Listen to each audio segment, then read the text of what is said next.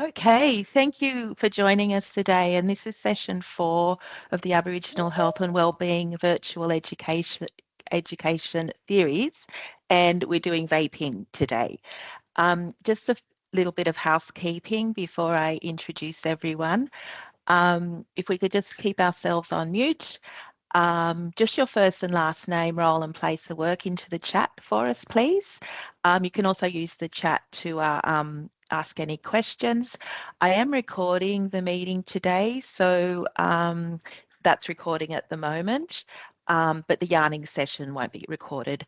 We'll share the slides after the session today, and there'll also be an evaluation at the end if you don't mind doing that as well. Thank you. So today we have Adam, Nakari and Katrina. They'll be talking to the slides for you on vaping.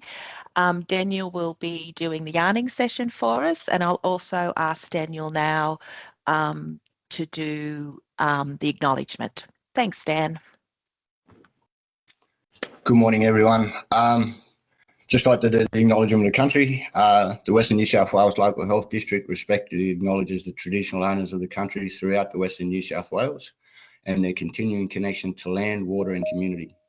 We pay our respects to traditional custodians and elders both past and present, and acknowledge the Aboriginal people of nations that we have the privilege to live and work on.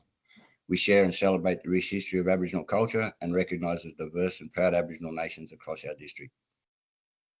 But also, just to add to that, just want to also acknowledge the non-Indigenous people as well that are working with us towards closing the gap for Aboriginal people.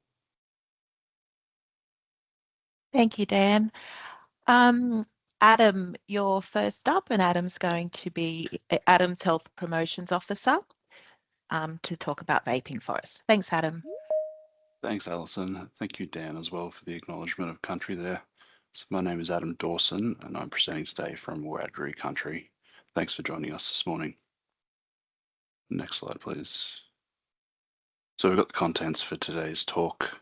We'll start with an introduction to health promotion, look at some local resources, then we'll have an overview of vaping, a look at brief interventions, vaping cessation care, and then a talk with New South Wales Quitline.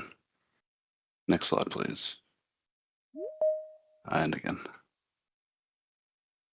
So to begin with, I'd like to give a quick overview of health promotion. Towards the end of the 20th century, a new concept in health emerged, the concept of health promotion. This began to take shape and come together over the last 40-odd years. It was realised that around the world that public health had neglected the citizen as an individual, and that the government had a direct responsibility for the health of the individual. Health promotion is defined as the process of helping people to increase control over their health and to improve their health. Next slide, please. In November 1986, in Ottawa, Canada, the first international conference on health promotion took place.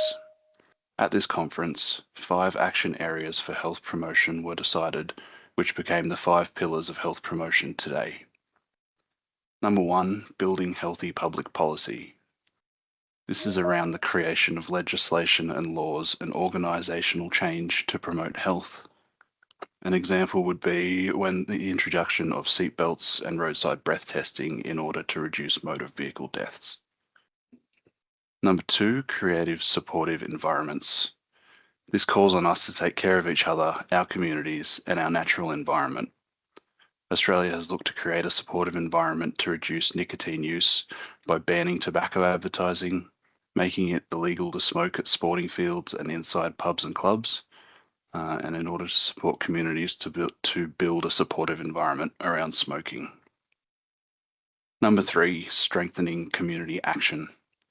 This is about speaking with and using various communities within Australia to help make decisions, plan, and implement change. Number 4 is developing personal skills. This is around providing information and education for health and healthy change. Finally, number 5, reorienting healthcare services. So this is looking to redirect health services away from only focusing on curing disease and more towards preventing disease in the first place. 38 years have passed since this conference in Ottawa, and their outcome still shapes modern health promotion. Today, we aim to develop your personal skills and enable you to create a supportive environment in your community by educating around vapes and nicotine addiction and how you can help the members of your community. Next slide, please. So we'll take a quick look at a few relevant health promotion programs. Stop Smoking, Start Living was a program run by Health Promotion in 2019-2020, but just before COVID hit, working with Indigenous communities throughout Western New South Wales Local Health District to co-design smoke-free resources. Yarning was undertaken with each community to decide the messaging they wanted in their smoke-free resource, and then the resource was created. The majority of the resources created were video resources, and they're available for distribution. If you're interested, please reach out to Health Promotion. Today we'll take a look at the video created in Condobolin titled The Only Smoke We Need. Next slide, please.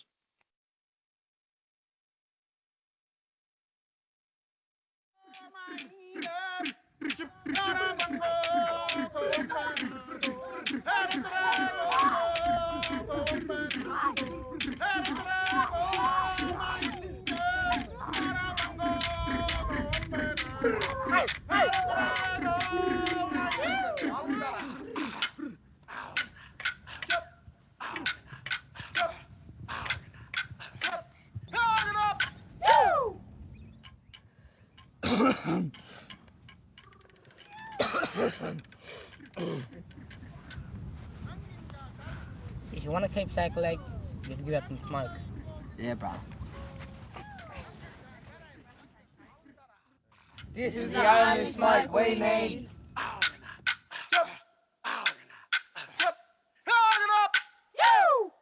To help start your smoke-free journey, visit your local AMS or community health centre or call the Quit line on 137848. Next slide, please.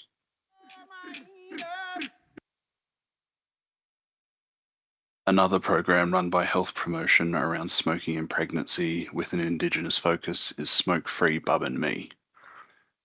Smoke Free Bub and Me looks to promote smoking cessation during and after pregnancy by educating pregnant mothers.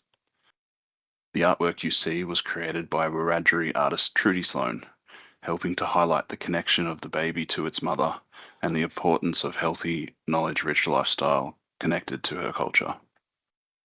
Through this program, resources have been created to help mothers on their quit journey during pregnancy and afterwards, including antenatal wallets and storing breast milk safely resources. The smoke-free Bub and Me artwork has been sent around and is displayed in all Aboriginal maternal and infant health services and maternity sites in the local health district. Next slide, please. So we'll take a quick look at an overview of vaping now. Electronic cigarettes, or vapes, are battery-operated devices that heat a liquid containing chemicals, called an e-liquid, to produce an aerosol that users inhale. The aerosol is commonly referred to as vapor. Using an e-cigarette or vape is commonly known as vaping. The images of the vapes you see on your screen are disposable vapes, designed to be used for a short period of time and then thrown away when finished. These disposable vapes contain batteries which are being improperly disposed of if just thrown in the bin, and sometimes can cause fires in bins. Next slide, please.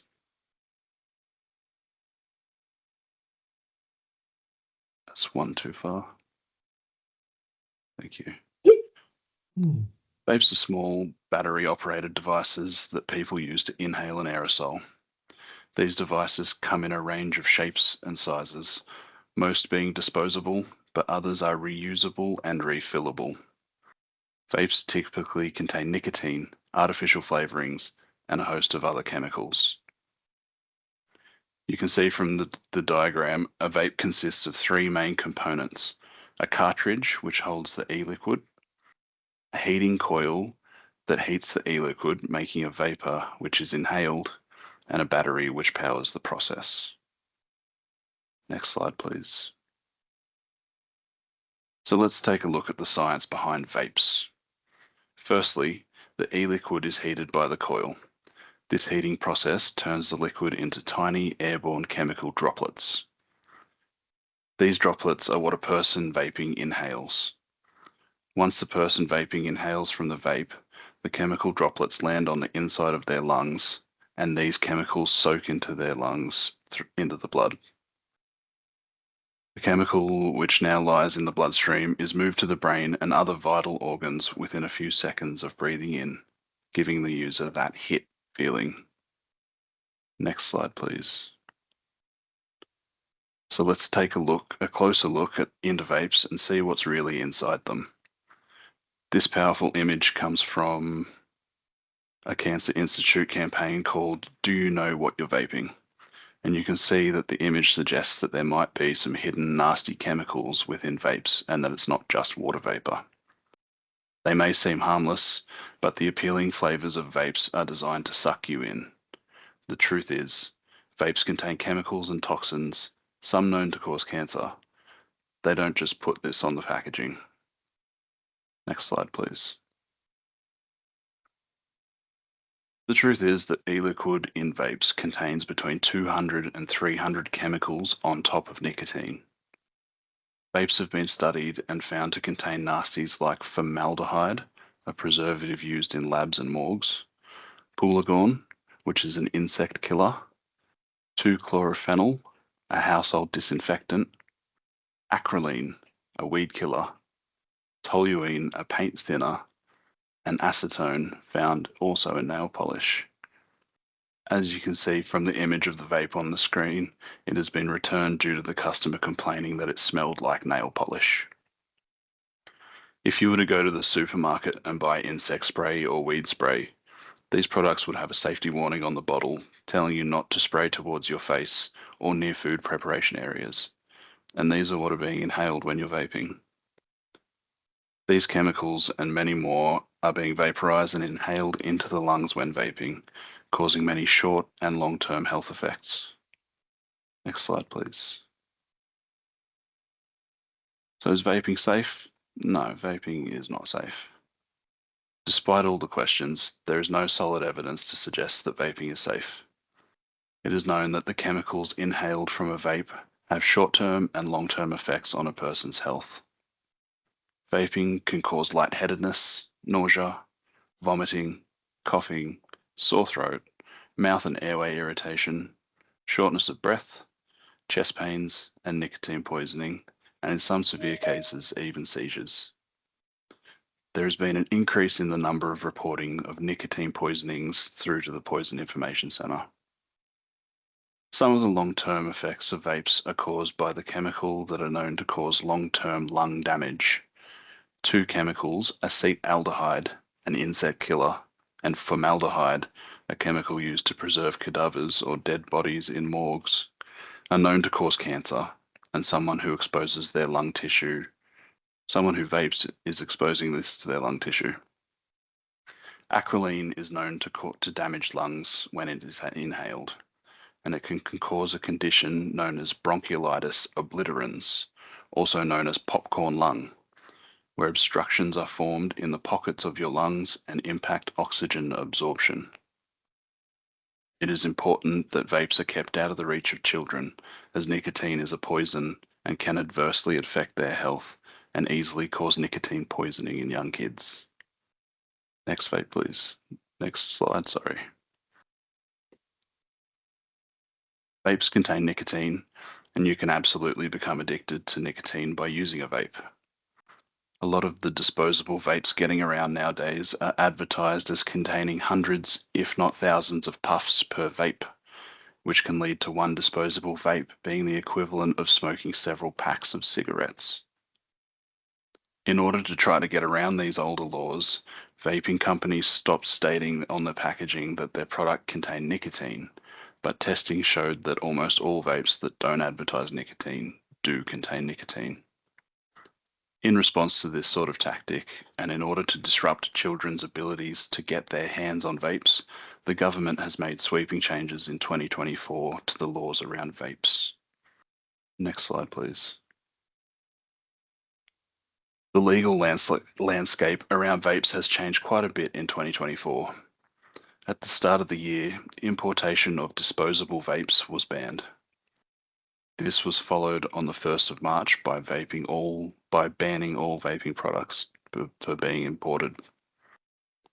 Until the 1st of July, vape stores were still able to sell their remaining stock, but unable to restock due to the importation bans. After the 1st of July, that vape sales became illegal. On this day, pharmacies began to supply therapeutic vapes to those with a prescription from a doctor. This again is going to change on the 1st of October, where pharmacies will be able to supply therapeutic vapes to those over 18 years old over the counter.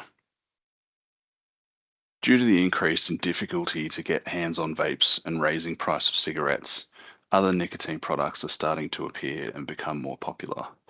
Next slide, please. A new category of oral nicotine products is emerging around the world and in Australia. Nicotine pouches. These pouches contain synthetic nicotine, which are placed between a person's lips and gum, with nicotine being absorbed through the mouth.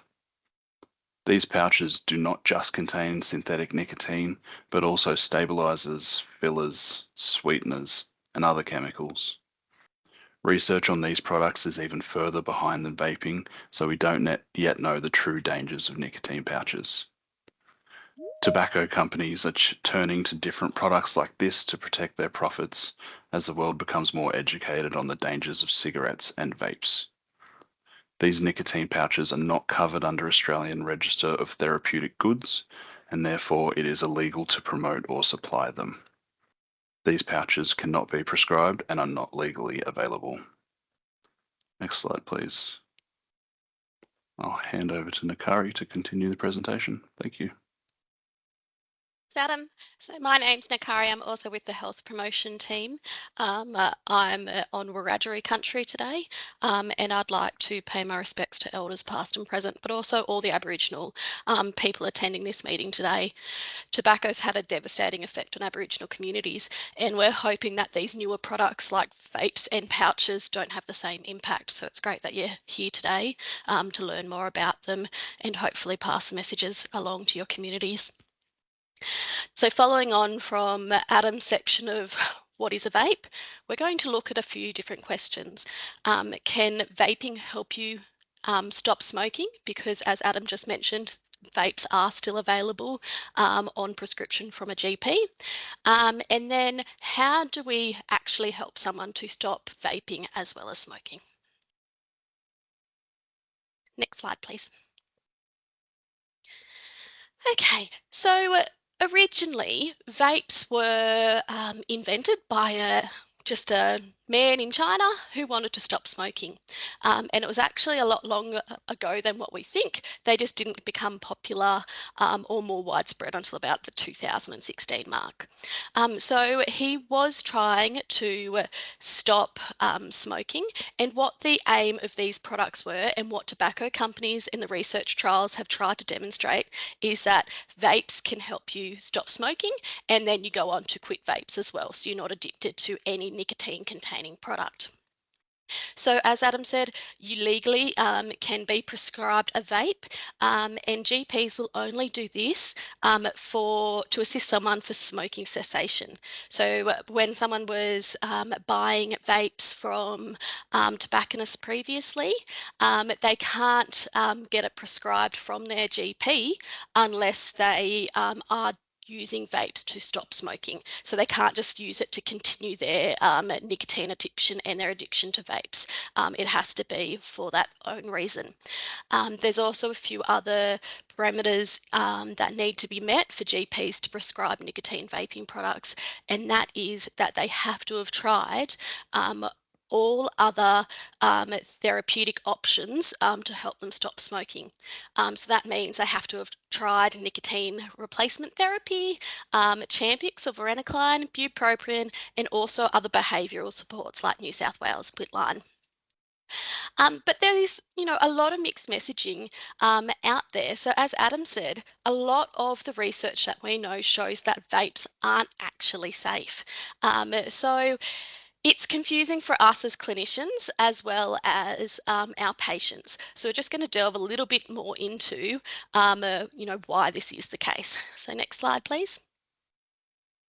So our National Health and Medical Research Council, a leading health body in Australia, do not actually recommend the use of vapes to stop smoking. And that is because we have other proven safe and effective cessation aids. Those medications that are also available to help stop smoking have been well researched and they're regulated by the Therapeutic Goods Administration. So there's mechanisms for patients, doctors and healthcare professionals to report back any side effects, to report back any adverse incidents. And we know we've had randomized control trials to show these products work, and we have a known safety profile. So as Adam mentioned, we don't know the long-term health effects of vaping products. So that is why we have this message from the National Health and Medical Research Council. We'll go to the next slide, please. So this is why, this is what GPs prescribe it for the quit smoking, they switch exclusively to vaping, and then we want them to stop vaping. That's what GPs are prescribing, is to assist this process when no other smoking cessation therapies have helped that person stop. So can we keep going, please? Next. This is not actually what we see in practice, though. What we are seeing in practice, next slide.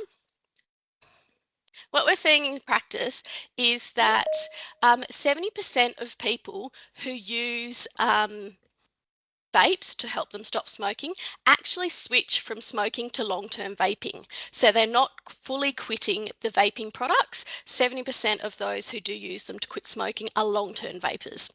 The other 50% actually become what we call dual users. So when they try to use vapes to stop cigarettes, they end up being addicted to both vapes and cigarettes and using both. So that often increases their level of nicotine dependence as well. There's been no randomised control trials that actually show vapes are more effective smoking cessation aids than what are currently available. And so there are some research trials out there, but they've got a high level of bias, and there's and those that do show a therapeutic benefit of vapes for smoking cessation they're not more effective than anything else available. So the research at the moment doesn't quite support the use of vapes to stop smoking. And what we know is that those who do use vapes to quit smoking are 3 times more likely to relapse than those who do not use nicotine vaping products. So next. So what in reality are we seeing? Can we click? We are seeing people become long-term vapers. We are seeing next, people becoming dual users, and next, people using vapes who were never smokers to begin with. And this is particularly relevant for our younger people.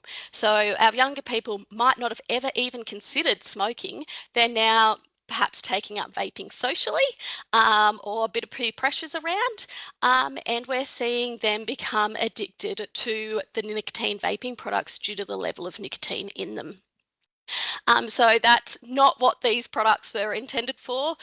They weren't intended to, from a health perspective, they weren't intended to be used by those who weren't smoking.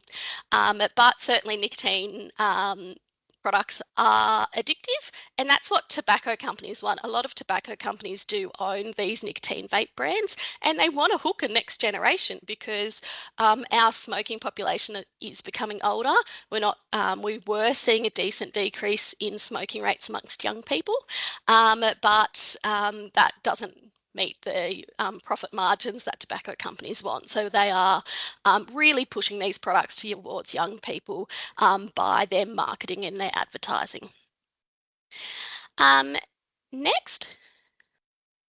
So we'll cover the question in the chat. I do see that. Thanks, Catherine, after this slide. So what would our patients, if they go to the GP, what would the conversation kind of go like? Well, basically, a GP will probably, if someone goes, I want to quit nicotine vapes, the GP's first response would probably be, not always, but it would probably be, what else have you tried to quit smoking?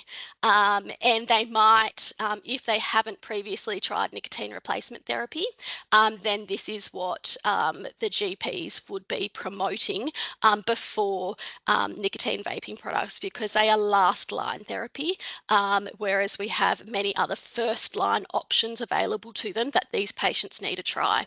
And that is because there's not enough evidence to show that they're effective, but they're also not monitored, regulated, or have a known side effect profile. So we can't guarantee the safety of these products as healthcare professionals, and we certainly don't want to cause another health issue for our patients. So when GPs do prescribe nicotine vaping products on a prescription where the patient gets them from the pharmacy, they are not on the PBS. The patient would need to pay full private price for these medications, and that means they're also not covered by closing the gap as well. Next slide, please. So if we don't necessarily recommend as first line treatment nicotine vaping products to help someone stop smoking, and our end result is to get people to stop smoking and stop vaping, how do we help our patients with this? So next. Well, to begin with, we kind of need to understand what might motivate our patients to stop vaping. Does anyone know why someone might consider stopping vaping? Anyone willing to hop off mute?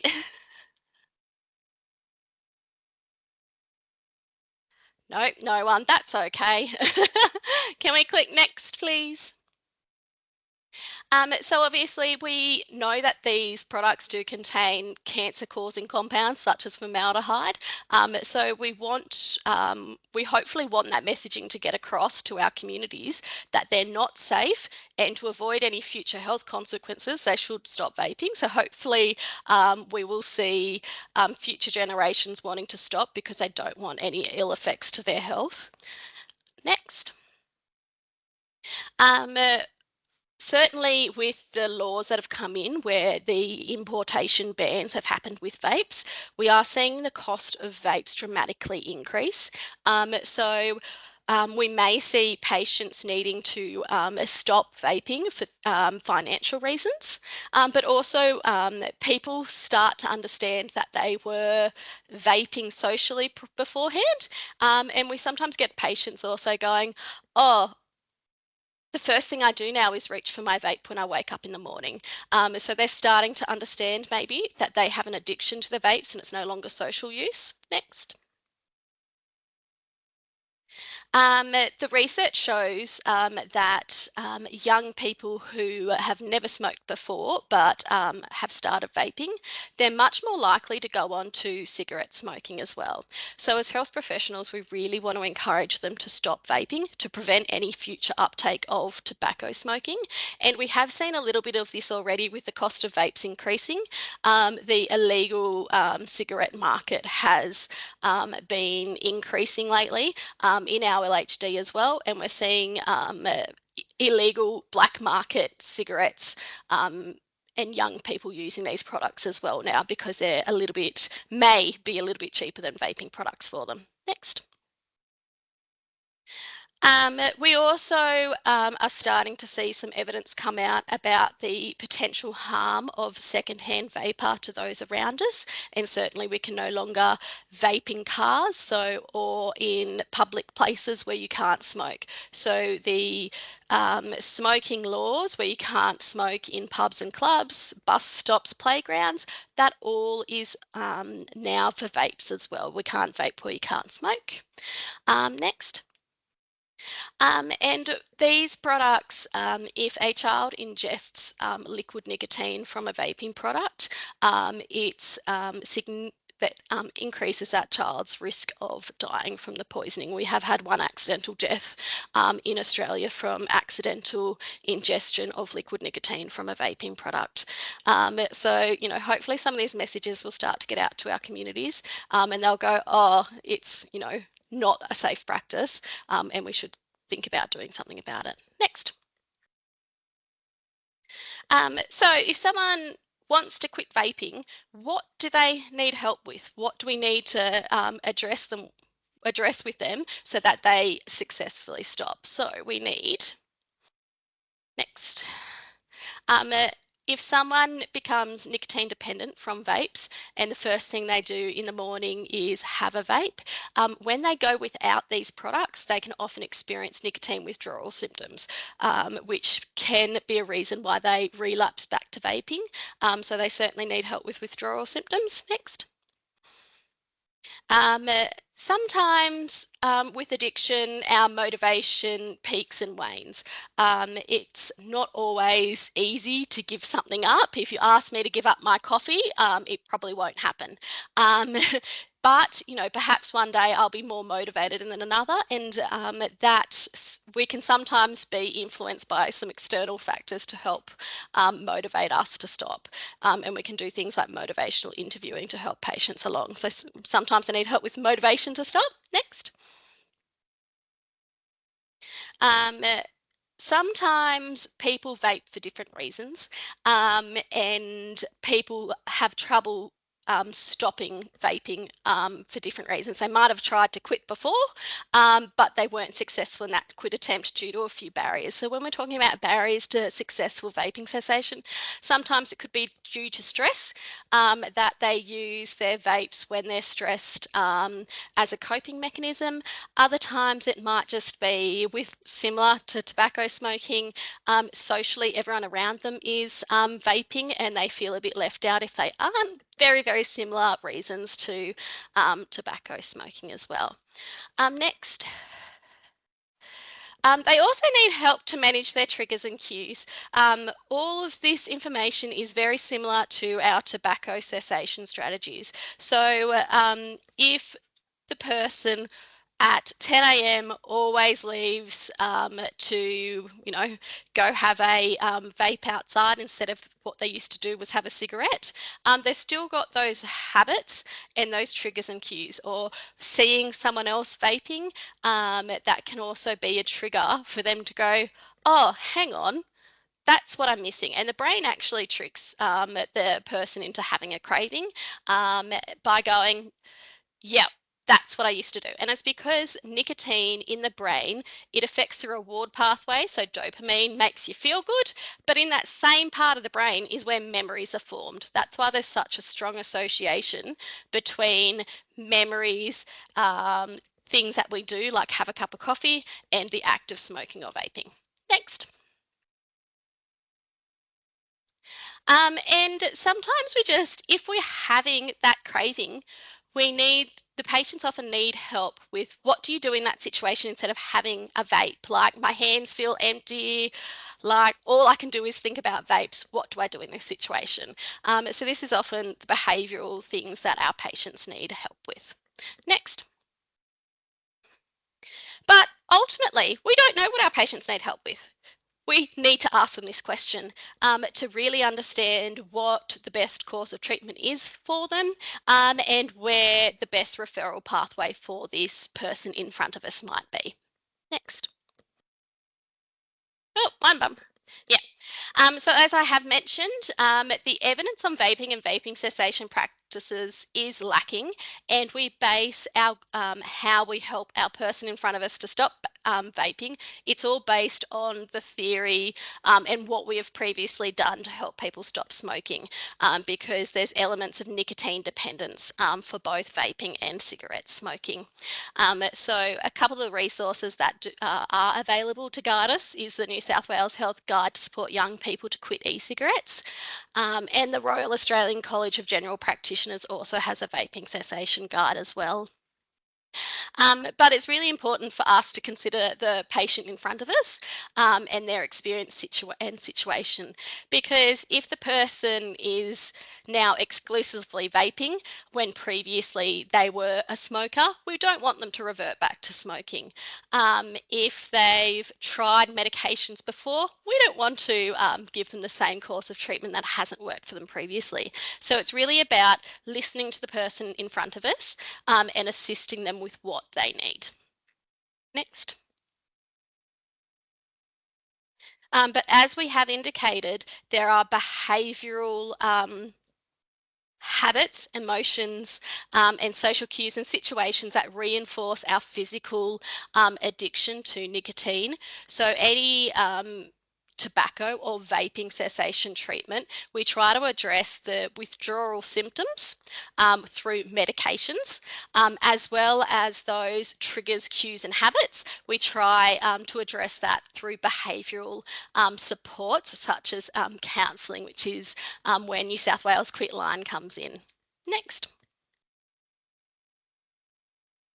So yeah, where our Aboriginal health workers come in is that the brief advice to begin with, we then link that into a referral to a GP for pharmacotherapy and a referral to New South Wales Quitline to provide that behavioural intervention. So those three key elements are what we know gives our patients the best chance of stopping smoking, and we're hoping the same thing with vaping, that we want a brief intervention, referral to New South Wales Quitline, and if needed, a referral to their GP.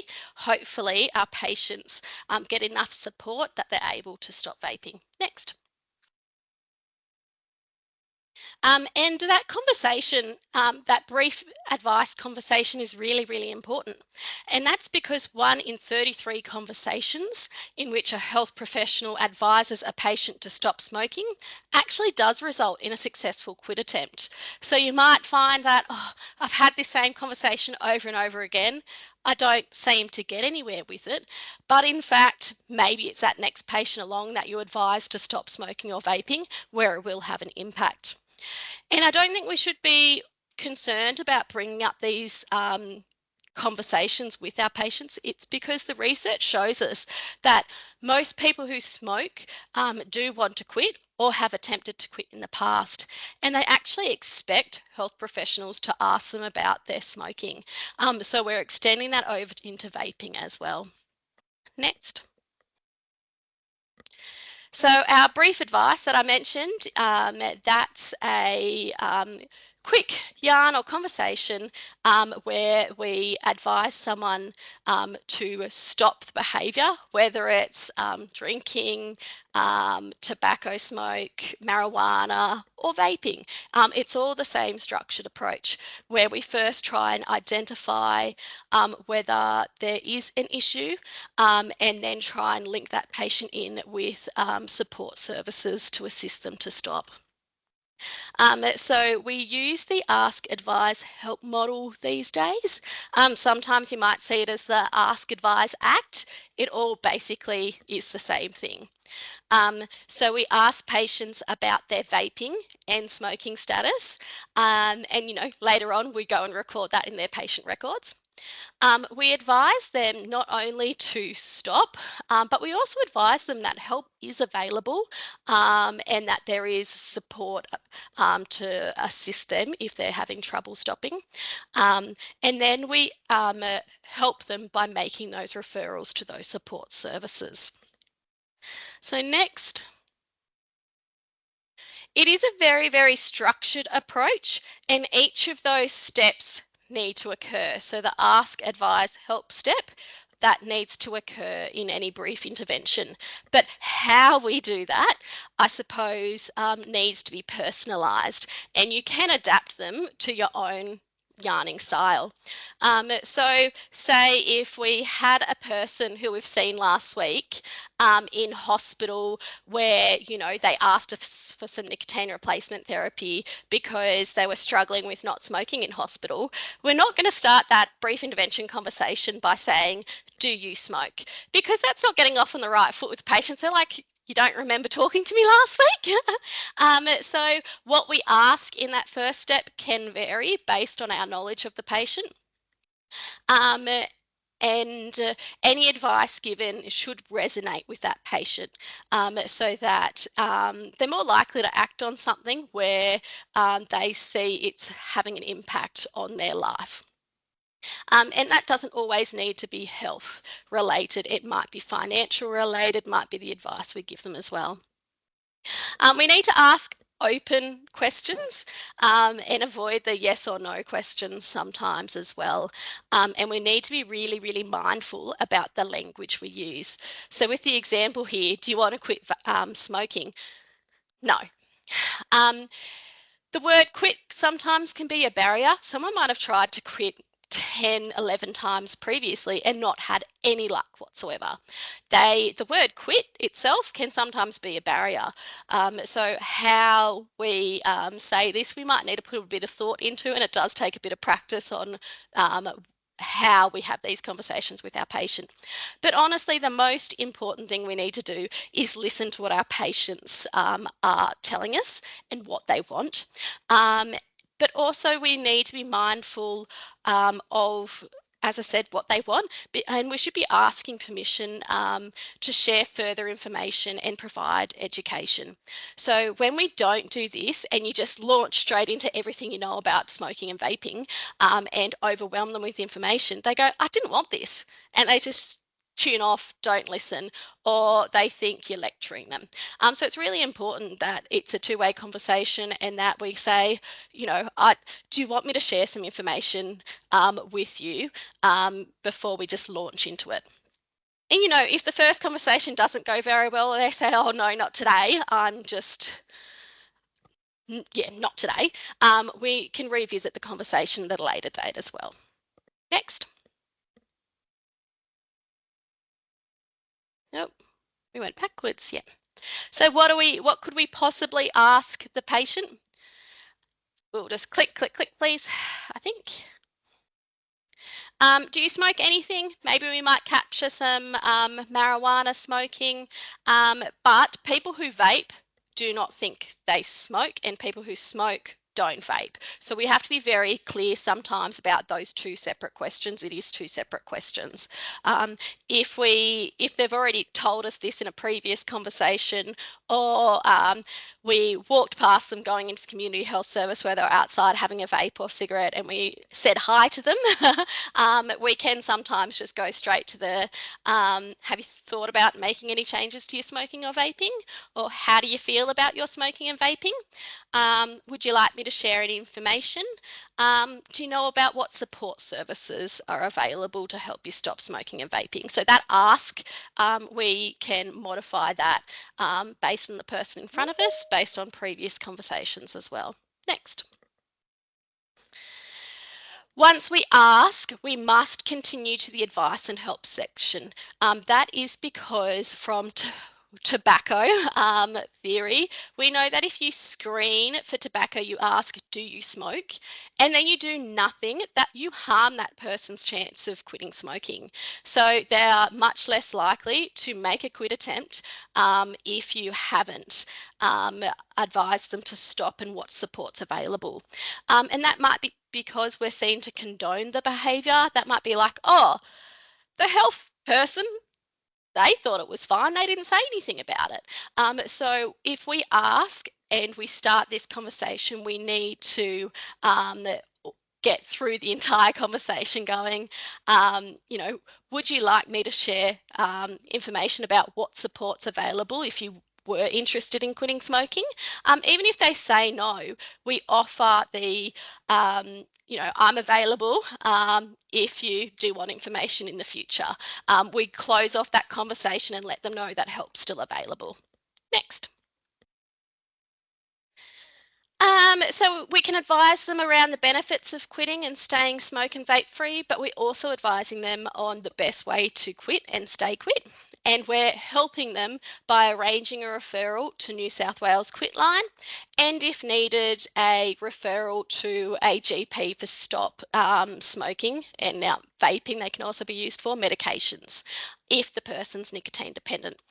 Our help, our patients don't have to accept referrals. They might not want to do it. Our help might just be offering to check back in with them and offering that ongoing support and just a nice, kind listening ear. Next. So our referrals to our GPs would be needed if the person was nicotine dependent due to their vapes or their smoking. So a person who experiences withdrawal symptoms, as you can see down the bottom, it's a lot of mood-based symptoms or difficulty sleeping or concentrating. If a person experiences nicotine withdrawal symptoms or they vape within 30 minutes of waking, then they'd be considered nicotine dependent and they would maybe benefit from a referral to their GP for quit smoking medications. Next. So our medications that are available, nicotine replacement therapy patches, they are on the PBS for not just smoking, but also vaping. So that means that our patients who you refer to the GP could get a nicotine patch to help them. That patch is available at a subsidised price on the PBS and also our CTG pricing. So if we had an Aboriginal patient who was also a healthcare card holder and they were prescribed a nicotine patch, even if it's for vaping, they'd get that patch for free. So that's the one product there where our patients could access it at a reduced cost. There is a small amount of evidence for the use of nicotine replacement therapy and varenicline in vaping, but not a whole lot of evidence. So that's why sometimes we use this as a second line approach and New South Wales Quitline as a first line approach, because we're still basing it off tobacco treatment and there's not a lot of randomised controlled trials to support using these products in vaping cessation. But if we need to, they are available, but the only one that we can get at a reduced price are the nicotine patches, unfortunately. But yeah, the patches would have to come from the GP and on a script to get them under the CTG. Next. So as I said, our other referral pathway is to New South Wales Quitline, and they really focus on offering the behavioural support, so enhancing someone's motivation to quit, but also helping them develop problem solving and coping mechanisms to deal with those barriers to quitting. Maybe it's the stress, but also those triggers and cues, so those cravings from seeing someone else vape and those type of things. I'm probably going to leave that there because Kat is online to talk to us from New South Wales Quitline. So we'll duck along to the next slide, please. So just to summarise, vapes are not considered safe even if we can get them on prescription from our GP, and our referral pathways are to our GP and to New South Wales Quitline. So I'll hand over to Kat. Thanks, guys. Thanks. Hey everyone, I'm Katrina or Kat. I'm a Darug woman coming from Darug country today here in Sydney. I'd like to acknowledge the elders past and present and pay my respects to all of your mob in this meeting. Thanks. Doubled up there. I'll just get the next slide, thanks. Yeah, so I'm giving you an overview of Quitline as a whole. So what is Quitline? Quitline is a confidential telephone service to help people who smoke and or vape to quit or stay quit. We have counsellors who are qualified and trained to help people specifically in this space. And Quitline also can provide advice and information to family and friends of people who smoke or vape, or professionals who want advice on how to support others in their quitting journey. These are some words that some of our clients have called up and said how they found the service. So they found it motivating, empowering, personal, supportive, safe, confidential, tailored, understanding, flexible, and friendly. Thanks. So who's Quitline for? Quitline is available for everybody. Clients don't need to be ready to quit to talk to Quitline. Sometimes people just want to call up and have a yarn and just hear about what the service has to offer. Our counsellors can help people plan and prepare for their quit attempts. We have Aboriginal counsellors available and also bilingual counsellors available, and interpreters can be arranged. So our opening hours have changed since the previous year, since we've moved it in-house. So our hours now are 8 a.m. to 8 p.m. Monday to Friday, or 9 a.m. to 5 p.m. on Saturdays. If anyone calls up on the Sunday, they will be followed up within the next week. What does Quitline deliver? Quitline provides advice, information, support to help people quit smoking and or vaping. Our counsellors will help people plan and prepare their quit plan. They will listen and ask about triggers that make people smoke or vape and listen to motivations to quit. They can offer advice about strategies and resources to quit, help motivate the client to stay on track. With that, we also offer SMS text messages that help people stay motivated throughout the week. They also can offer regular counselling calls to support the client during and after their quit attempt, or just provide information about medications and NRT products. Thanks.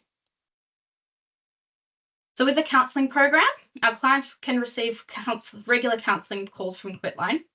The typical schedule is 4 calls in the first 30 days, but this can be tailored to the preferences and needs of the client. Clients can call between scheduled calls if they feel like they need that extra support, and all calls to Quitline are confidential, so calls don't need to give their name if they don't feel like they want to. Thanks. We work with priority populations, so our counsellors are trained to work with pregnant women, people living with mental illness, Aboriginal people, people from CALD backgrounds, people living with cancer, people in and recently released from custodial settings, young people, and people for LGBTIQ+ communities. With young people, we can work with young people 14 up. If they are under 14, they just need a parent or guardian in the call. Thanks. So Quitline for Aboriginal people. Next slide. So the Quitline for Aboriginal people is still part of the Quitline service. It's not a separate number, so we are trying to avoid saying Aboriginal Quitline. We've had a lot of callers call up and say, but it's the same number, same service. So if they want to speak to an Aboriginal counsellor, they just have to ask when they call up. But they do have the option to speak to Aboriginal counsellors if they feel like it. The benefits of having an Aboriginal counsellor is they provide a deeper understanding of the challenges faced by Aboriginal people. The connection and trust is more easily established between Aboriginal people. There's more of a yarning approach used within the service. There's culturally appropriate resources which are available, and it's more of a judgment-free zone for many of our mob. Thanks. So who's the Aboriginal team? There's me. I'm the Aboriginal Community Engagement Officer. We have Rihanna, who is actually in this call and might introduce herself briefly, if that's okay. You there, Rihanna? Hi, I'm Rihanna. I'm Rihanna. I'm the Aboriginal counsellor on Quitline. I'm a Ngurrabal woman, and I'm coming to you from Gomeroi country today. So, hi everybody. Thanks. And we also have Alice, who many of you may already know. We currently don't have a male Aboriginal counsellor, unfortunately, but we do have general male counsellors available if this is preferred by the client to speak to a man. Next. We also have our Koori Quitline Facebook page. This is a community page for mob to get together, share stories with each other, share their quit journey, encourage each other. There's also information on NRT, successful strategies to help quit smoking or vaping, and just it's there to aim to motivate mob to support one another and make a quit attempt. Thanks. So we also have our quit kit packages, which is booklets and brochures available. We have those specifically tailored to Aboriginal communities and pregnant women. You can get these downloaded from I Can Quit. They can be emailed to the client that way, or they can be sent to clients in hard copy if they call up the quit line. I do just need to say that the quit kits are not to be used for promotional material. They are there for those who are ready to make their quit attempt. So if you do order those in a hard copy from I Can Quit, please just keep that in mind, as we have limited numbers. Thanks. So how to refer to Quitline. So the online referrals are the quickest way. So you can do that on the Cancer Institute website. With that, just please make sure you tick the acknowledgement box, which is at the start of the referral, not at the end, which can be a bit annoying if you fill out the whole form and get to the end and have to start again. For New South Wales health clinicians, you can refer through e-maternity, titanium oral health, or cancer services. You can also call up and have a 3-way phone call with the client if you're there with them and they feel a bit more comfortable that way. Or you can do the old-fashioned PDF form and fax it to Quitline, which we don't recommend as we're trying to be more mindful and environmentally friendly as well. So online is the quickest and most efficient way. I do have to ensure that clients must have given informed consent to be referred to the Quitline. Otherwise, we can't action the referral. So what happens when we receive a referral? We will attempt to contact the client 3 times on different times and different days. If we can't reach them and they have a mobile phone number given, we'll send them an SMS to let them know that we won't call again, but they can call whenever they feel they are ready. Thanks. There's some tips for referrals is don't push the use of Quitline or quitting if clients are not receptive. We find that when this happens, a lot of the clients might feel a bit of shame or guilt or pressure, And we know that that's not the most effective way for a quit attempt. A positive quit attempt is the most effective. So just have a casual yarn, give them some information and see how they feel about it. We've received feedback often that clients will say they've only accepted the referral to please the clinician and end their conversation quicker. We don't want that to be the case. We want people to call up when they're ready or if they're ready for some information. So yeah, just make sure that you have a very clear sense of informed consent when referring a client, please. Thank you. Next, so some common barriers. Clients won't answer an unknown number. So quitline calls come from this number here. You can let them know that the quitline will call within 1 to 2 business days of the referral. At the moment, that's kind of more like a week, just because we're a bit understaffed at the moment. But clients can save this number in their phone as the quitline so they know who is calling. We also have clients say they weren't aware they have been referred. So it's always important to let someone know that you're referring them. So you might like to give them a brochure about quitline just to keep that conversation in mind. And then if you can say, well, remember I gave you that flyer and this is what we discussed, it might help re-jog their memory. Or the client agreed to be referred but doesn't intend to engage. So that's just what I said before. Our counsellors are trained to introduce clients to the service though. Let them know how they can help them if they have this call. Break down any preconceived ideas that they might have about the quitline and let them know they can call whenever they are ready again. Thanks. So yeah, key points to remember: consent around referrals is needed. Nothing will happen if there is not informed consent with a client. Clients can request an Aboriginal counsellor if they want, and clients can disengage or re-engage with the quitline at any time. So these are just some resources that you can use if you feel you need some more information. I think this will be passed around at the end of this meeting in a little sheet for you guys. Thanks. Yeah, and if you want more information for your clients, these are some sites you can use. So New South Wales Health Vaping Resource Hub, Quitline, Tackling Indigenous Smoking, Facts About Vaping and TIS Resources, and Lung Foundation Australia. Thanks. And if you want more information about the Quitline or if you want me to share anything, these are my details, and Akari and Adams are on the next. Thank you. That's all from me. Oh, thanks, Katrina and Nakari and Adam. That was a great presentation. Sorry, just fixing headset. So question time. Has anyone got any questions? You can feel free to unmute or put something in the chat. There's no other questions in the chat at the moment, so I'll just give everyone a minute if there's anything they'd like to ask.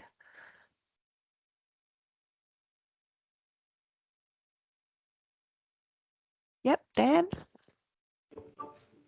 I suppose this one would be for both Nakari and Katrina.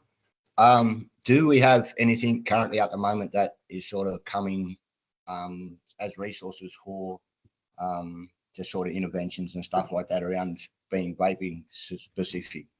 Like, do we have? Is there anything in development currently?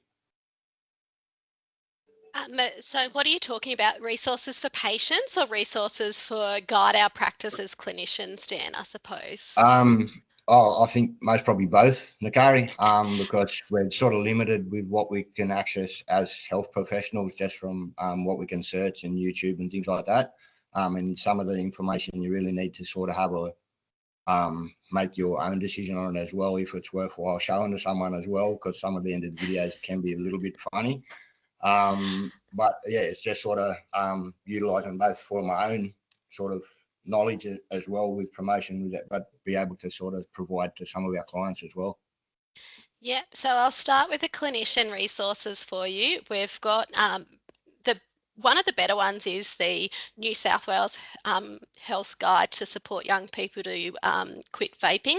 That has some really good examples of questions you could ask and responses, particularly around habits and cues. So if we needed a little bit more guidance in having those conversations and where to start, that's a really good resource for us as clinicians to use, not for patients. In terms of patient-based resources, Erica and Ali from the PHN are going to be sending out a post workshop fact sheet where we do have those list of resources. So New South Wales Health now has a fact sheet for young Aboriginal people about vaping, and there's also one from the Lung Foundation as well. They also have their own resource, but I find a lot of the TIS resources are really good. So our TIS teams, I noticed we did have a few Aboriginal community controlled health organisations online today. So the TIS teams create videos and other resources that you can find on that Team Resources Hub. So have a look through those, because I do acknowledge in the past a lot of our New South Wales health resources were not, in terms of health literacy, they weren't great. So there's a few new ones out there, and certainly if you want some of the videos that Adam shared today, you can reach out as well for those. But yeah, there's more and more coming, but you are getting those links of the ones we kind of recommend after the training session as well. Kat, anything to add there? Not really. I think you covered it with the New South Wales Health stuff. I mean, there is, as I said, the quick kits for clients if they want. We also have a pregnancy quit journal. If anyone knows anyone who is trying to quit in their pregnancy, we can offer that as well in terms of client support. But yeah, pretty much I think the government sites and the TIS teams have really good information in that space. There's did you know about the Quitline brochure that you can order for your clients, your Aboriginal clients, that is specific for your clients, a little bit better in terms of health literacy than some of the other ones out there about the New South Wales Quitline. So you can order those for free, and they even get shipped to you for free as well. And they will be updated soon as well. So all that stuff will be included with vaping and things like that. So yeah, just watch this space. Okay, thank you. Is there any other questions? Okay, we might move into the yarning session. I'm just going to take, just give me a moment to stop recording.